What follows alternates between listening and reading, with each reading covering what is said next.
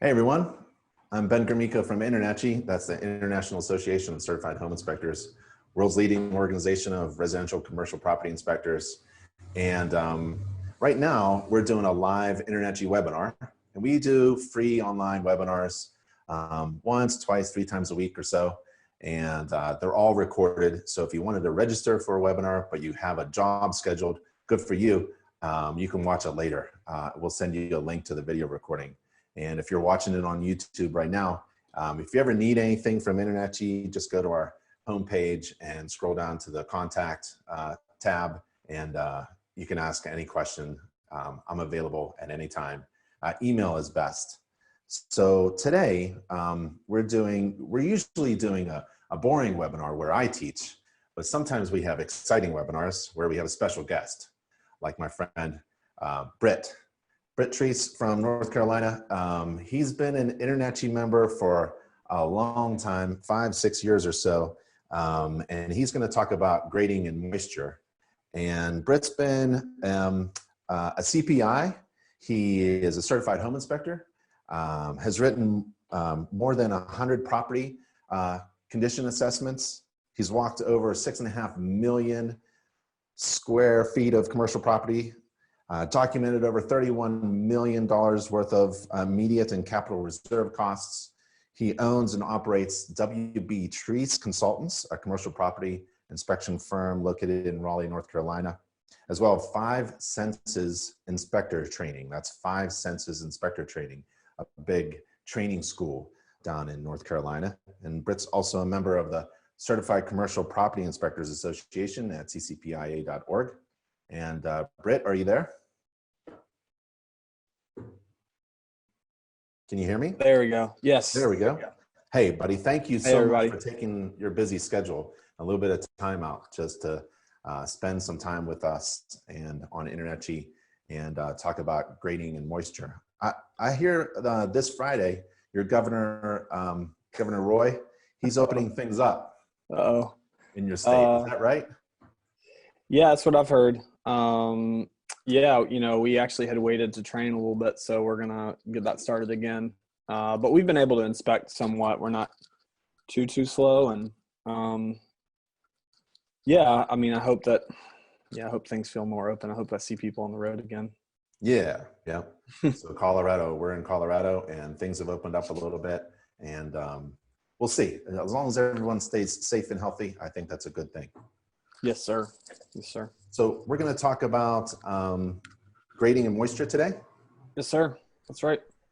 Well, you can take over. Okay. And start your slides whenever Awesome. you want. All right, guys. Well, I have a great team of folks with me that have helped assemble this, and we're gonna go through some examples of things that we've seen on site in the last few years, and then just there we go. Everybody should be able to see that now. Perfect. That looks great. Good. And then just at the end, try to extrapolate out some points and take some question and answer. Yeah. So while Britt is presenting, if you have any questions, feel free to ask questions. There should be a little question box somewhere around there on your screen if you are attending this live webinar. So sorry about that. All right. Great. Thanks, guys. Yep. Thanks, Ben. Thanks, InterNACHI, for having us. One of my companies is called 5 Senses Inspector Training. We are based in Raleigh, North Carolina. My home inspection company is called Confident Home Inspection, and the commercial branch is called WB Treece Consultants. I was at a waterfall recently. I thought that was a good reminder as to why grading matters. So we had already planned this, and I saw a waterfall out at one of our state parks, something like that, or my friend was fishing at a different waterfall, and I thought that's a great image. So we're going to think about that today. Just want to real quick at the top say that, you know, this company and just just having the various experience has been able to help us put this together. My manager and assistant inspector, Jeff Burns, helped me write this and assemble it based on our previous inspections. And always want to thank clients, first of all, friends, family, trainers, trainees, and teammates who have helped us and made this possible. And many of them were on some of these jobs with us, so they might recognize some of these examples. Ben already did this, so I don't need to go through all that. Before we kind of take some examples, I like to think for a minute about, not only are we ready to learn, but do we still wonder about things we see in the world? I believe we're created to wonder. Sometimes it's helpful to get away from the city and the light pollution and actually see the stars in the sky. Maybe think about when the last time you stopped and took a look at a green inchworm, or like my daughters play with, a blue-tailed skink on our front porch. Some people might call it a hunger to learn or a growth mindset, but I believe it comes from something deeper, and that's that we're made to wonder at things. So as we're looking at these pictures, as we're looking at homes still in the field, I've noticed it helps me so much to still be hungry to learn something and to wonder at why things are made the way they are. Let's look at our first home. This is one we did just a couple months ago. And it's funny putting these pictures together. You kind of wonder if the the picture taker is level when they take the picture or not. This is all with the caveat, you've got to be on site when you do this obviously when you do any of this work. But we're trying to take these pictures and learn some principles here. This home was built in 1946. It showed a lot of signs of deferred maintenance, which we're going to show here in a few minutes. But just as you pull up to the home, if it's downhill from the road, that's your first observation, right? This home, you're going to at least have moisture intrusion along the front wall here. Always try to orient it from the road, so the front being what faces the road here. And then there's possibly some negative grade along the left side as well, and some standing water on the right and the back when it rains. So we'll see that as we go around the home. This is just a zoomed back picture of the same, so you can tell that it's a bit downhill from the road. Again, that's your first observation when you're pulling up to a home. I always tell my guys, notice that as soon as we drive up, as we're parking, what's the grading like around the home, and then get out and start to investigate that. When it rains, the water is going to go downhill toward the front of that house. We don't have a picture of one, but in our area in North Carolina, a lot of times homes will be slightly downhill from the road, and they'll take sort of a long run. They'll have a big front yard, and there'll be a long run. They'll put a little bit of a swale in the front, but it won't really overcome the long run of rainwater that comes down a hill. So, in our experience, that's what we've seen, is a lot of water on those front walls. As you're walking around the property, with regard to moisture intrusion, look at what the home is telling you. We're kind of like home investigators or detectives, I'll say. This home is showing, signs of deferred maintenance. It's got poor lighting on the left side of the roof, so you've got this poor sunlight. There's overgrowth of trees, so you've got this mildew and growing up on the shingles. You've got some deferred maintenance on the trim. They're not keeping up with the property very well. So that's going to be part of the story as well. The next slide, you see the gutters are not only full of debris, but sagging. That's always a write-up for us, a defect. In North Carolina, we have to DDID them, they say. We have to describe the component, describe the defect, give the implication, and direct for repair. So that's what we do on all of our write-ups for our homes that we inspect. When you go around to the back, this is a little bit harder on the aspect that these pictures are taken, but the left photo is up against and underneath the back deck. There's a downspout just pouring straight onto the ground there. You have a roof wall joint where it looks like, it's hard to see. It looks like it's probably not flashed at all. Maybe they try to put some kick out in there, but it's curling up where you're gonna have moisture issues there. And then you can see just on the bottom right photo that they've had to put down some kind of cover either for weeds or for surface moisture. But either way, you want to continue to notice that. When we get in the crawl space, you know, we wouldn't be surprised to find a sump pump, nor that it's already failed because it's a deferred maintenance home. So you have all these things adding up now by the time you get to the crawl space. There's a couple good reasons. I know people have different opinions on this, that we tend to do crawl spaces last. The practical reason is it gets you real dirty. One of the other reasons is you've been able to observe everything else that you're doing outside the home and inside, and then go into the crawl space finally. From an energy standpoint, it's probably better to to crawl in there first because you're coming in hot. The next slide shows us just the falling insulation, which all of us have seen. You also can see a glimpse there of some surface mold growth on the joists.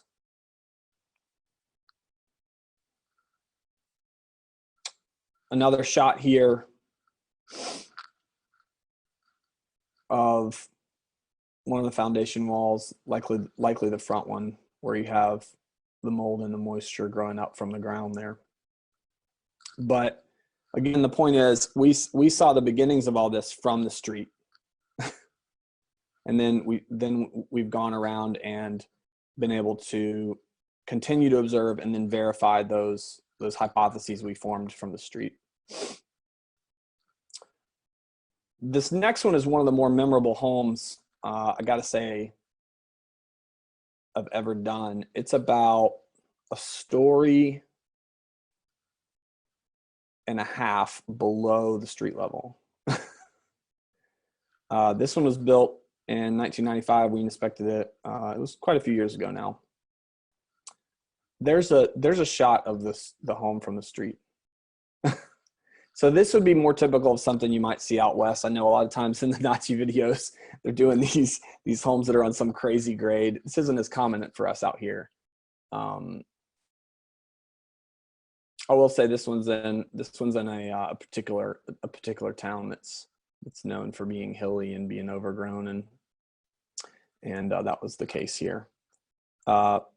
There's a shot. This was an older one, so it's not the best resolution of my old vehicle from the street. So that's how far downhill it was. Here's a shot of the negative grade. There's actually basically like an outside catwalk across from the stairs down from the road across into the front door. And so we're going to expect to find moisture intrusion again at this front wall. Apparently Jeff, who has helped me out, thought this might remind Lord of the Rings fans of a certain bridge where Gandalf fought a demon or something. I don't know. But I remember the bridge from the movie, but there you go. The grade continued around to the left side of the home. There was a deck and a balcony here. We're not even going to go into the kinds of issues that deck and balcony may have had. We're just going to focus on the intrusion in that front wall and into that basement area. But if you look at the topography of the area, the homes are the only things that are even slightly on a level plane. Everything else is flowing downhill and to the right in this map. So when we get into the basement, I find some of the most obvious termite damage I've ever seen on an interior of a home. It's gone. The termites have gone past that front wall and into the door frame along the front wall. This is that front right corner. Again, it's a little grainy because it's older. And you got to be careful with those LED flashlights. Sometimes on the lower setting, they give you those lines. Nevertheless, you can see that the moisture has now penetrated the drywall and it's getting into the carpet there. 2 more shots from the basement was surface growth over the painted trim and growth up in the lower floor trim. We didn't pull that carpet because it wasn't, we weren't inspecting for the owners, we were inspecting for the buyers on this one, but there was surely mold behind that carpet as well.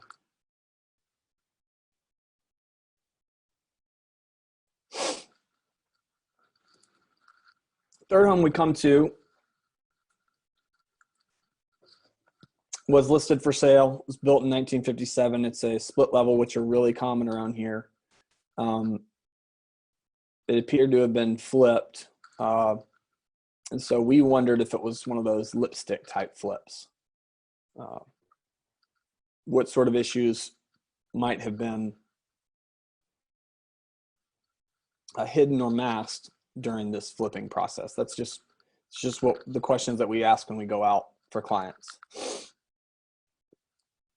It looks really well kept up in the front, but as you go around to the back, you see an interesting issue over there to the left. It's actually the right side of the home, but left in the picture, that they have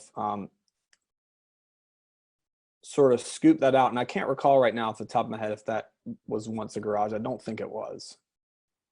But it had some sort of awning there that was removed.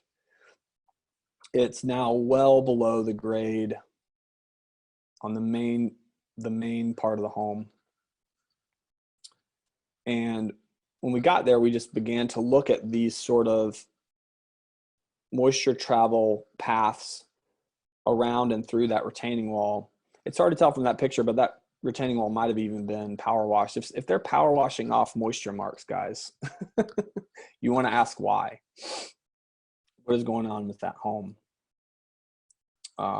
Come to find out, it's hard to tell from some of these pictures, but it was actually, that pad itself was slightly sloped back toward the back door.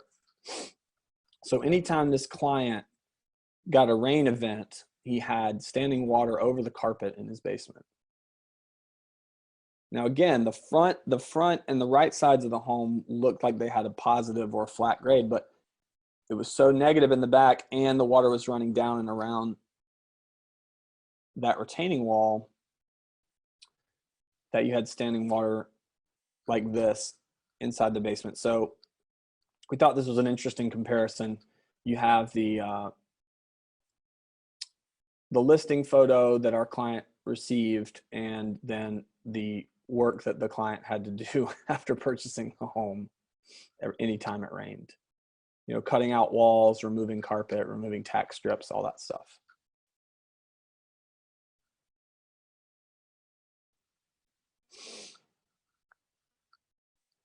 In the crawl space, you had a sump pump that had been pulled out, was non-functioning. At the same time, you want to notice here that a sump pump would not be able to keep up with the amount of water coming in there. And it should be viewed, in our opinion at least, as a last resort. Really what needed to be fixed on this home was the exterior drainage in the first place. Putting a sump pump in the crawl is a Band-Aid fix. So just for this one, we thought it'd be good to think about the major items at this home. What would we tell the client they need to do first? First, they need to repair that grading. Having water run around a retaining wall only to come back right through an open door threshold is not a solution. They need to install something positive to run that water, all of that surface water away from the home.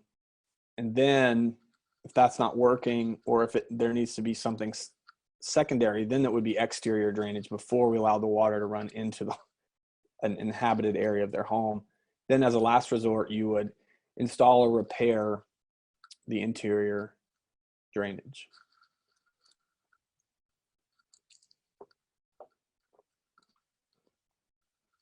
Then on this one, would it be good? I've got a couple more of these. Would it be good to maybe just stop? I often will stop and take questions just as they're popping up. If there's anybody asking anything, it might be a good time to do that.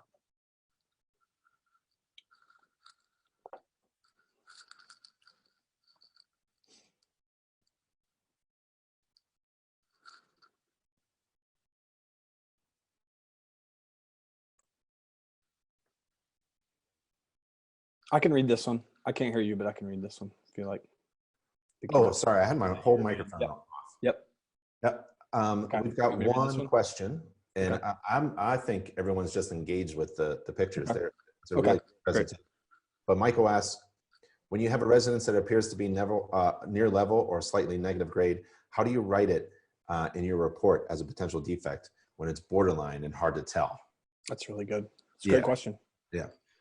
We do a lot of training in class, and I know this is hard, so I'm just kind of saying it's hard to answer this in just one example, but we do a lot of talking about have your form in mind that you're going to report your defects in, almost like a template that you do your defects in. So I just went through DDID a little bit, but if you've done, you know, sometimes if you think about if you do 40 or 50 or 70 defects on a home and you've done 100 of them, now you've written, you know, 7,000 of those defects by the time you do 70 over 100 homes. That's a lot.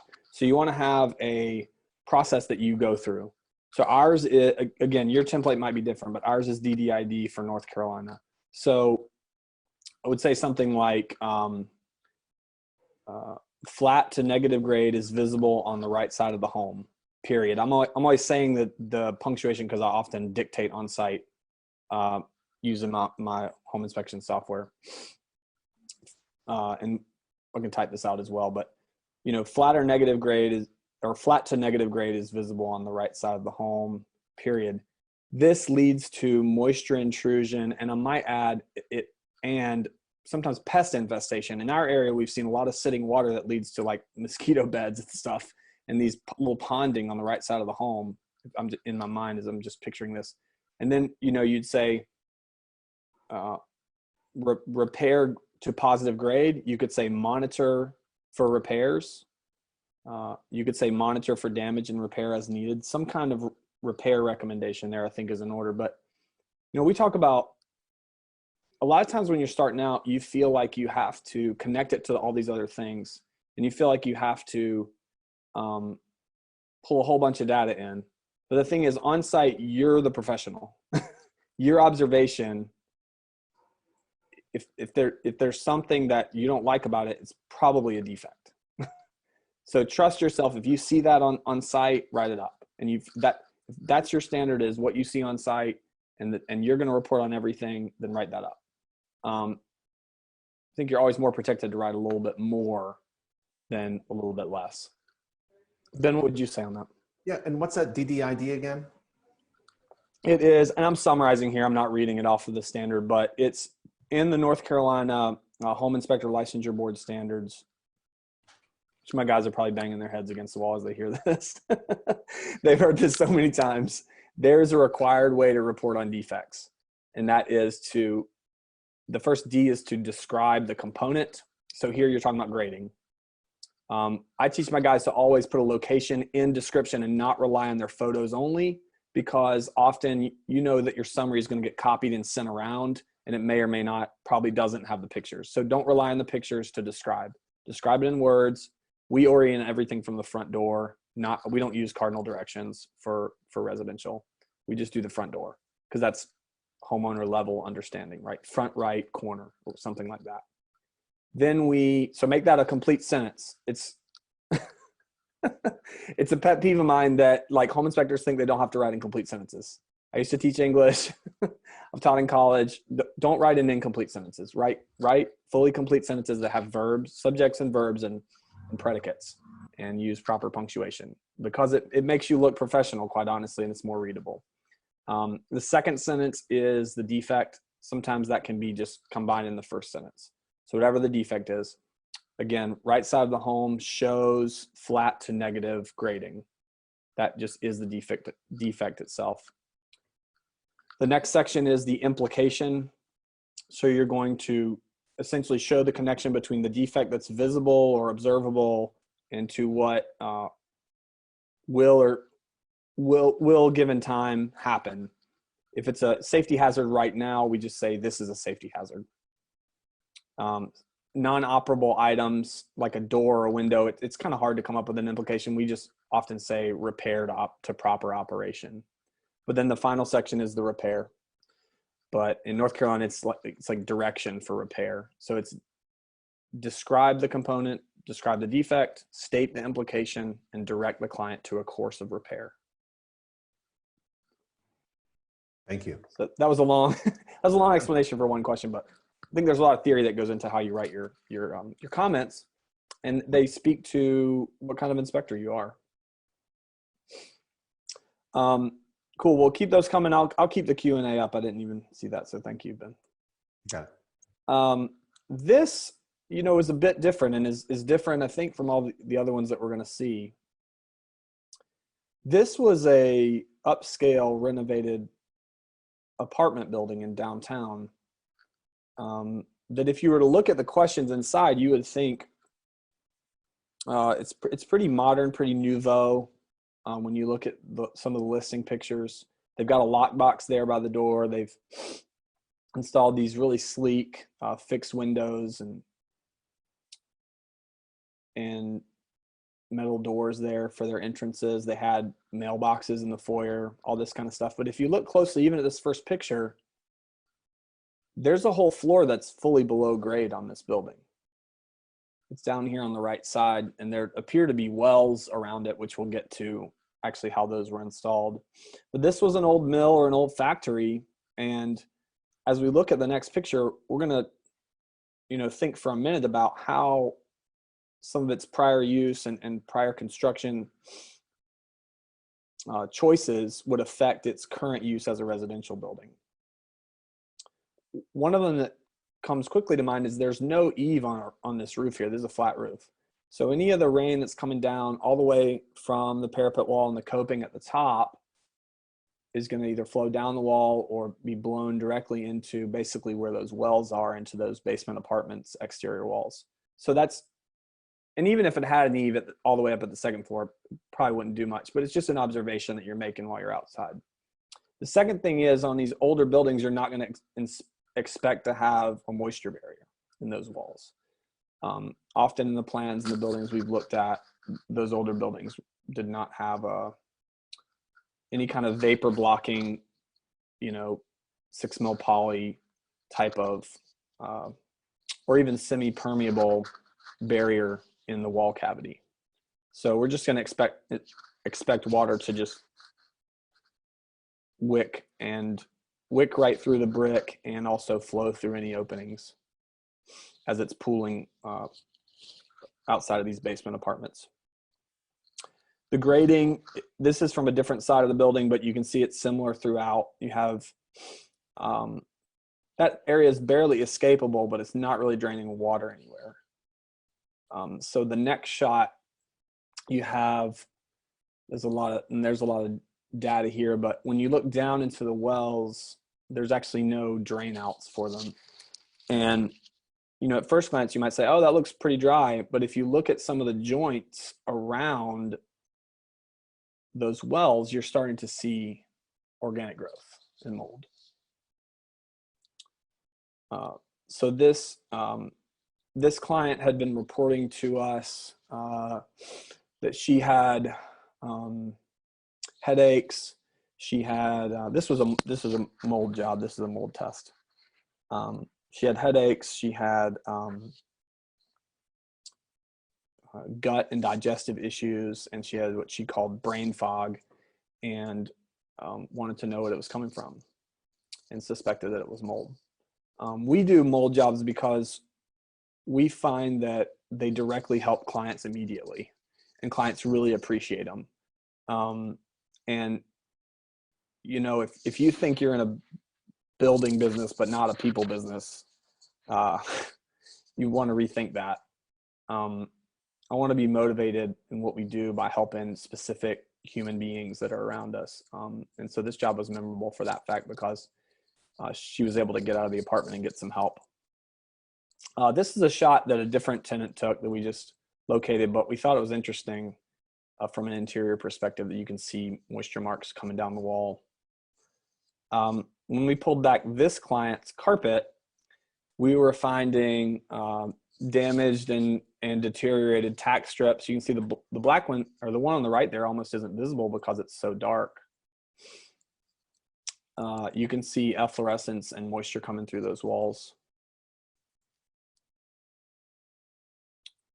another angle or another corner of the carpet showed, again, discolored tack strips in the pad. I mean, the pad is a big sponge. You know, why we put pads on basement floors, I'll never know. The smartest thing I've seen a client do is just put an area rug if you want a rug, but don't put a pad under it and make it permanent. Then you can't see it.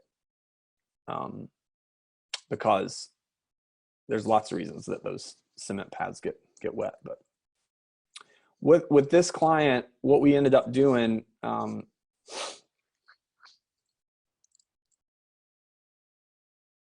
was trying to give her a kind of a way to move forward. So this comes straight from the report. We have our own sort of mold template that we use to try to help clients in these types of situations. We said, again, you know, she wasn't going to be able, she didn't own this building, but if she's delivering this to the owner, the number one thing for her apartment was what's already happening on the outside before she moves in. The drainage in that exterior wall. We did some testing. This touches into, you know, indoor air quality stuff, but we tested this and found, we use a certified lab here locally. We tested and found these strands of mold in the air in the basement. So that way she's able to also take that to her doctor in this case. Again, just trying to be client focused. We also found a different type of a mold strand in the HVAC system, which wasn't pictured, but we also tape sampled that. This is the language, again, from the report. We cared about her health, health. First thing, ask somebody to take another look at that drainage in that exterior wall and try to find some positive way to shed or remove the water before it's coming into that space. It's just hard to handle in an interior space that amount of moisture, just like we saw with that big house down the hill.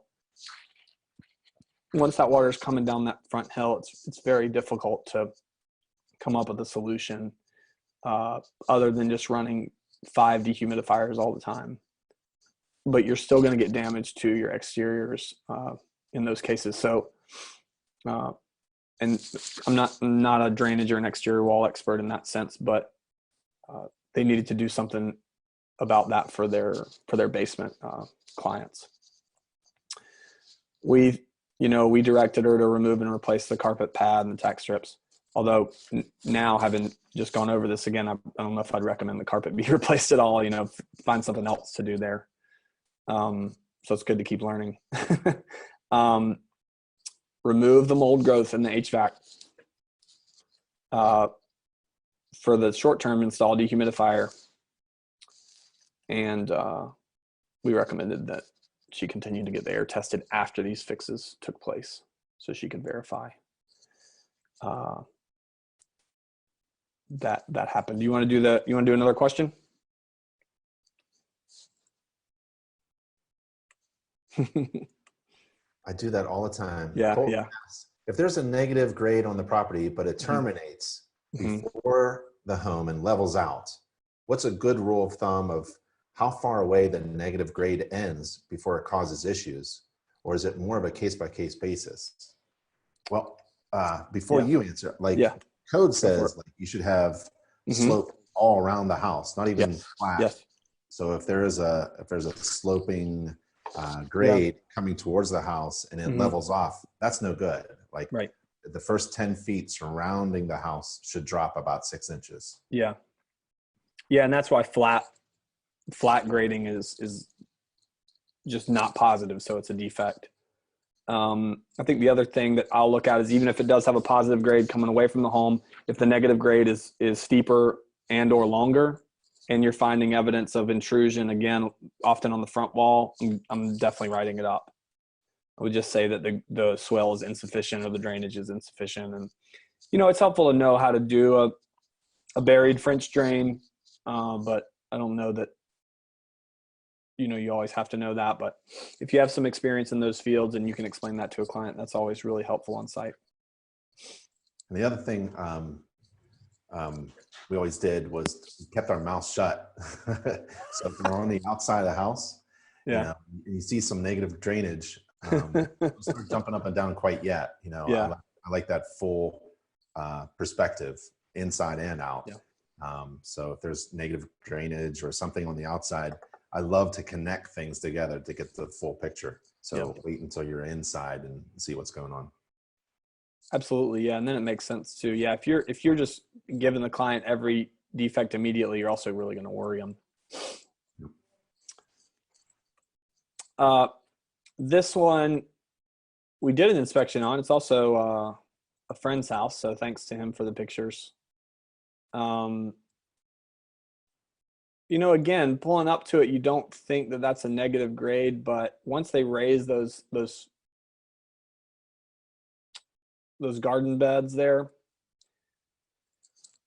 and push some of that dirt probably certainly within 10 feet of that front wall, you're creating a flat to a negative grade along the front wall. And he has an almost fully below grade basement, which we'll see in a second. But this is a typical sort of Piedmont home in our state. It's a 70s rancher, fairly common. You can see that it does become negative toward this front left corner, and it turns away to being positive along the left side, but just that flow and that action of the moisture coming toward that corner is going to create some issues, which we then verified upon being in the basement. This is a closer view of that left wall. They've everything slopes to the backyard. It's slightly positive here, but you also can see the moisture marks and some of the dirt from the probably the rain splatter and things along that wall. When you get inside, we'll find more that's worth looking at in that basement. They've kind of tried to cover up those windows. I don't recall if there are those vents. I don't recall if that worked or not. There's pretty much efflorescence on the cement block throughout. There's also a long horizontal crack, which is a bit unusual for us. Typically you see pretty thin vertical cracks, but horizontal cracks are much less common. This left picture is where the supply line comes in to the well tank. And it's also at that front left corner of the basement. You see step cracking, you see water coming in around that penetration, and also likely just flowing through the mortar joints there. It's kind of making I don't know, almost like a tent and a tank sort of mark there all along the wall. The top right picture is another just random point along that left wall that water is just finding its way through. And the bottom picture is a clean out that's going through the wall, and you also have water just finding its way through various joints. I believe that's actually at the rear wall of the home. A lot of mixed plumbing, but that's a different topic. I think he had cast iron, ABS, and PVC, all visible in the basement.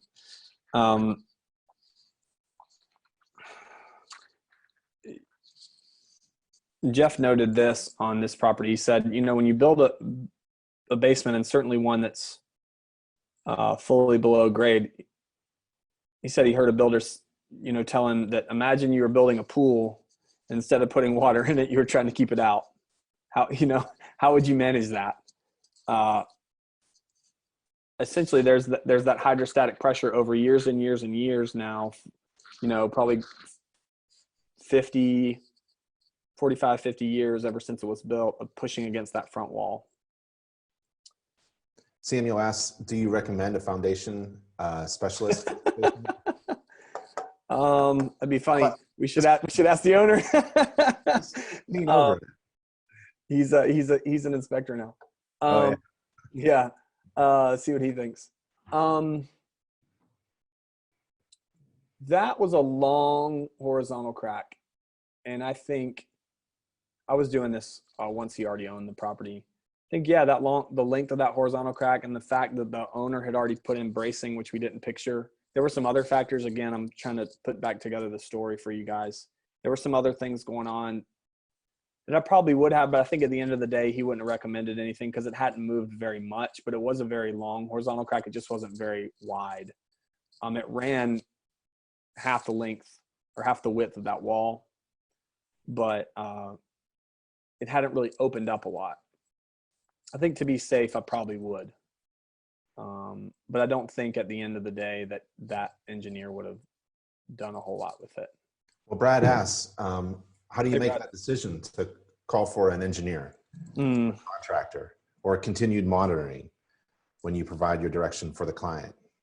How do you make those decisions? Like when something is just, let's wait and see, you just keep an eye on it, or all the way to the other extreme, a structural engineer is recommended. I mean, I think we kind of just gave it a little bit there. You know, there's a thought process to what else is going on around the home. How big is the movement? How recent is the movement? I'm thinking back through, honestly, some of the NACHI stuff that I've trained and taught as well. But, you know, structural engineers are a safeguard for us recommending them, but also they're pretty expensive and maybe not of a super high utility for clients. I understand there's a protection aspect of it for us. A foundation contractor would be like if I thought there was an immediate repair, and then continued monitoring would be like if it's small and I just want the client to know about it, but I don't really think there's any repair to be done. Yep. You know, here, if there was, again, the recommendations are going to be starting on the outside again with the grading. If those things were done, do we expect this wall to move a whole lot more over time? Probably a little bit, but not nearly as much as it's likely to if we continue to let water just build up and run toward those walls. So thanks, Brad. Sorry I missed the first two guys.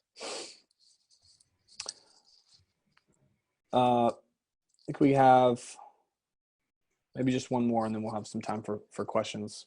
Sure. This is a little downtown apartment building. This had been a while ago, and we didn't catch the interior pictures as much on this one either. But the client, again, had a mold issue, had small children in the home. Lo and behold, he had a basement apartment. And when we researched the floodplain maps, not only was he on the basement, on the slab, he was very close to a pretty high moisture area. This is a floodplain map. So this is just a side note, but you want to know where your floodplain maps are for your area. And if you have concerns, you can also verify those concerns using the maps. I mean, not in every home would you necessarily need to do that, but it's good to know where that research is available to you. We found, and this is what we wrote to the client: evidence of prior moisture damage to the property. It resides adjacent to a floodplain. And then we wrote up the types of mold form that we found in our testing. But again, the point here is it's not surprising that this gentleman and his family had mold issues because of the grading and the water outside.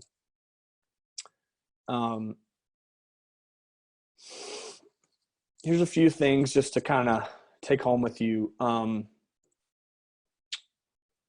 It's good to, you know, and I've heard this on a lot of trainings from a lot of different sources, but to observe from a distance, to observe the roof from a distance, to observe the grading from a distance, the driveway, on which side of the home is the dark side. Look at the typical places that you look for moisture. So really, it's funny putting all this together. Nothing in a single point was unexpected, right? I mean, these were all typical defects that we could almost predict, but once you're on site, you're trying to put it together, like Ben said. Look at the joints and penetrations. Look how the roof and the gutters and the downspouts relate to the moisture flow around the home.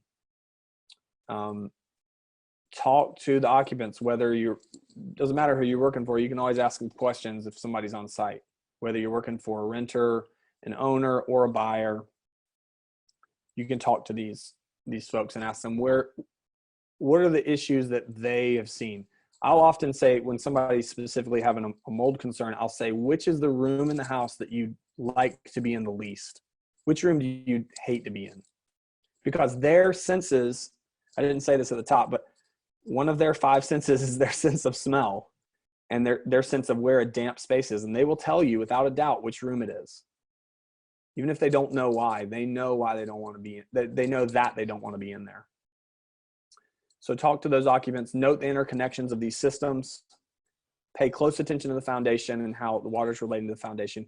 Continue to ask more questions and use not only your sight, listen for sounds, touch a lot of stuff. I put my hands on a lot of walls and ground when we're concerned with these things, you know, poking into an area that looks soft. I guess I always say use all 5. I don't really taste stuff, but you can but you can, it's close to smell though. I mean, you can feel spaces that are overly moist. I'll do both of those in just a second. Let me finish these. And then finally, just to review some of the connections we saw. We saw connections with the roof. Also the gutters and downspouts should be considered in there. Certainly the visible grading. There are floodplain issues. Is there already installed exterior drainage, interior drainage? Do you see visible moisture on the walls or the floors? We even saw some on the trim on one of those examples. I'll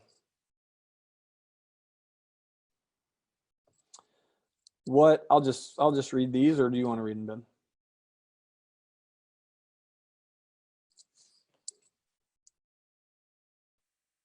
Can't hear you yet. So what we want to do is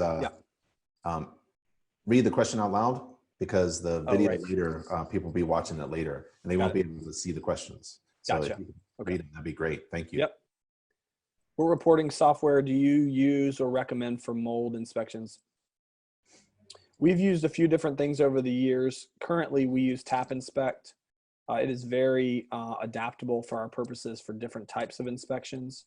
I have students who love and say that one software gets them a whole lot more business than that Spectora. I just like something that I know how to use and I feel like is adaptable and can be delivered quickly is really what I'm looking for. I want the client to be able to read it and understand what they're looking at. Certain softwares, I think, again, coming from an English background, I think are actually pretty hard to read when they print out or they develop or they produce to the client side. So I just want it to be clean is really what I'm looking for. Clean and quick. But I like Tap, and again, a lot of my guys like Spectora.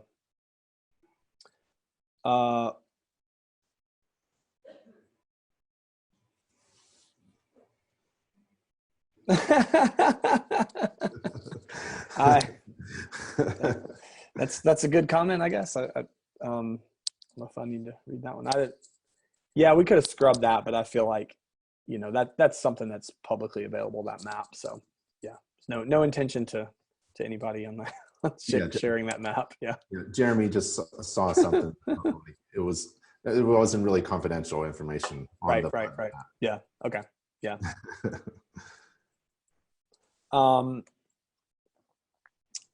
Thank you guys. I mean, I hope that's helpful. And I think I wanted to encourage everybody watching with this, you know, like as you go out and inspect and you wonder and you ask questions and you learn, you know, you're building not only your experience base, but you're helping your clients. We just think this is one really important thing that sometimes gets overlooked. And sometimes clients are like, I don't understand why I'm having these issues. And it's actually very predictable that split level, for instance, will continue to be a pool downstairs every time it rains until they fix the outside issues. So, you know, we think as you're getting out there and you have this in mind, you're going to grow more and you're going to learn more and become a better inspector. Yep.